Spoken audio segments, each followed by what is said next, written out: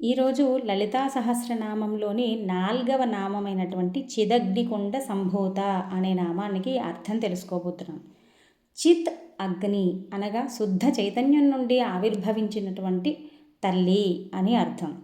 అయితే దీనికి కొంత విస్తృతమైనటువంటి వ్యాఖ్యానం కూడా చేయడం జరుగుతోంది. కొందరు ప్రపంచం ఎవరి వల్ల నడుస్తోంది, ఆ శక్తిని తెలుసుకోలేక తమ మానాన తాము నడుస్తూ అజ్ఞానంలో పడిపోతూ ఉంటే, కొంతమంది యోగ్యులు మాత్రం అజ్ఞానంలో పడిపోతున్నామని తెలుసుకుని బయటపడే ప్రయత్నంలో మంచి పనులు చేస్తూ ఉంటారు. వీరి వల్ల వారికి లోకానికి కూడా మంచిది. వీరినే మంచివారు అంటారు. కొందరు అజ్ఞానంలో ఉంటూ జ్ఞానం తెలుసుకుందామని ప్రయత్నం కూడా చేయకుండా మంచితనాలు, ధర్మాలు ఇవి ఏమీ లేవని అధర్మంగా ప్రవర్తిస్తూ ఉంటారు. కొందరు అలా ప్రవర్తించడం వారికి ప్రమాదం. కొందరు అధర్మంగా ప్రవర్తిస్తే పక్కవారికి కూడా నష్టం.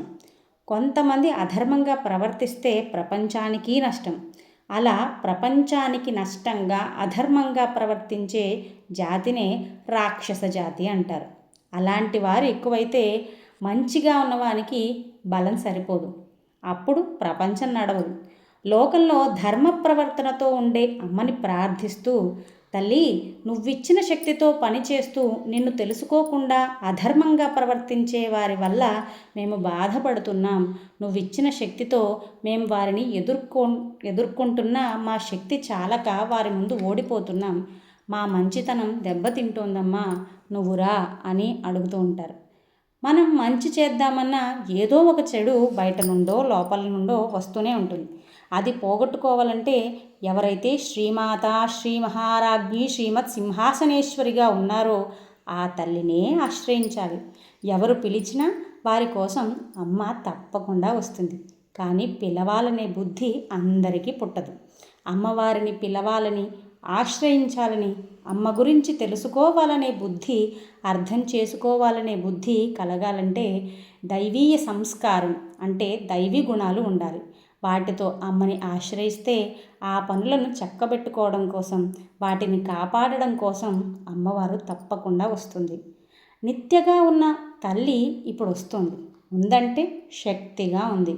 ఉన్న శక్తి కనబడట్లేదు కానీ మనల్ని అనుగ్రహించడం కోసం కనిపించి మరీ వస్తుంది. దైవీ గుణం ఉన్నవారు వారు బాగుపడుతూ ఎదుటి వారిని కూడా బాగు చేస్తూ ఉంటారు. అది ఉంటే వారి కోసం ఆవిడ తప్పకుండా వస్తుంది.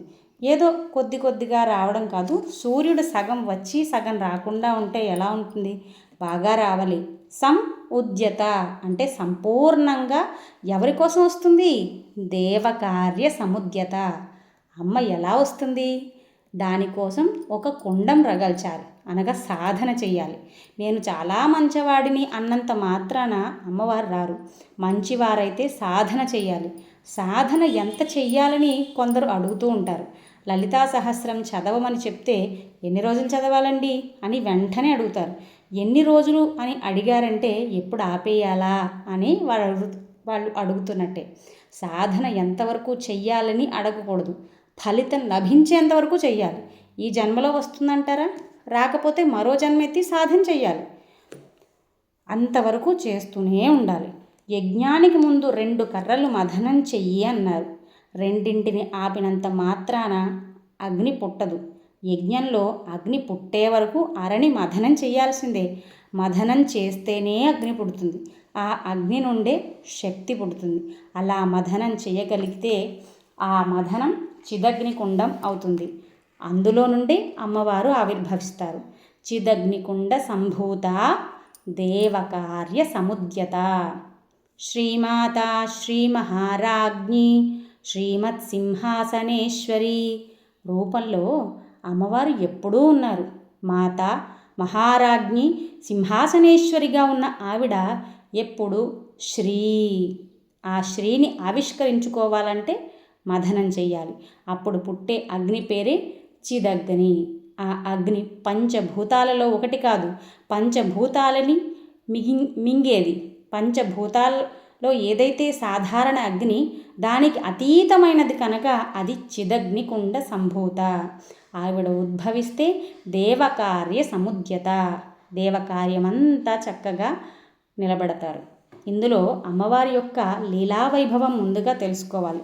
లీలావైభవం అనగా బండాసురుడు అనే రాక్షసుడు తన ఇద్దరి తమ్ముళ్ళు విశుక్రుడు విషంగులతో కలిసి 3 లోకాలను ఆక్రమించి అందులో ఉన్న అందరినీ కూడా నిస్సారవంతులుగా చేసేశాడు.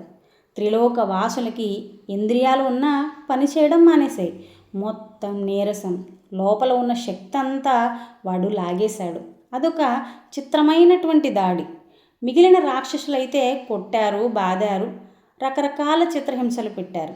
కానీ వీడు మొత్తం రసం లాగేశాడు.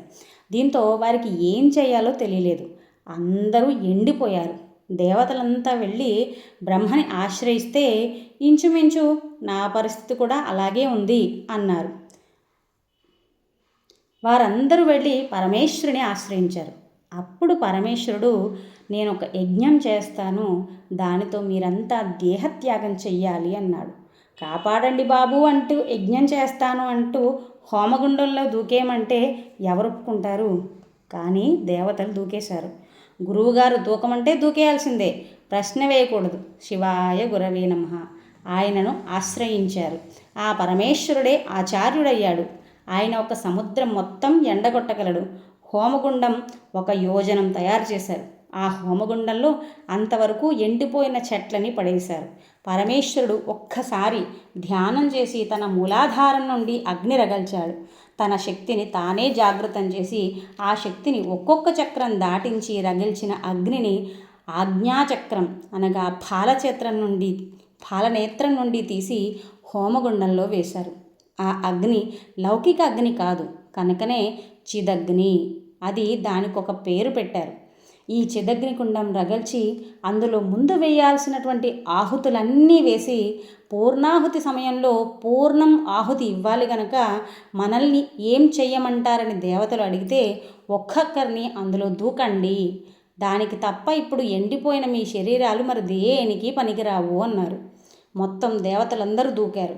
దూకగానే సంతోషం, పూర్ణాహుతి అయిపోయిందని పరమేశ్వరుడు లేచి జగదంబని ప్రార్థన చేశాడు. ప్రార్థన చేయగానే అందులో నుండి చిదగ్నికుండ సంభూతగా ఆవిడ ఆవిర్భవించింది. ఆ తల్లి కొత్తగా రాలేదు.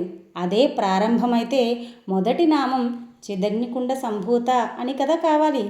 ఎప్పుడు శ్రీమాత శ్రీ మహారాజ్ఞి శ్రీమత్ సింహాసనేశ్వరిగా ఉన్న దేవి అనుగ్రహించడానికి ఇప్పుడు చిదగ్నికుండం నుండి వచ్చింది. పోనీ వీరందరూ మంట పెట్టుకుని దూకేస్తే రాదు. గురువుగారు మంట పెట్టాలి, దూకమని చెప్పాలి. ఇందులో చిన్న తాత్విక అర్థం కూడా ఉంది.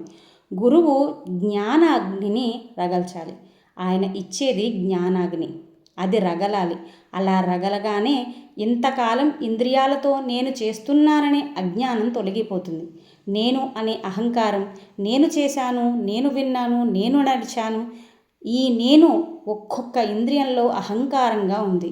ఇంద్రియ శక్తులే దేవతలు. ఇంతకాలం అవి నావి ఇవి నావి అని విర్రవీగాయి.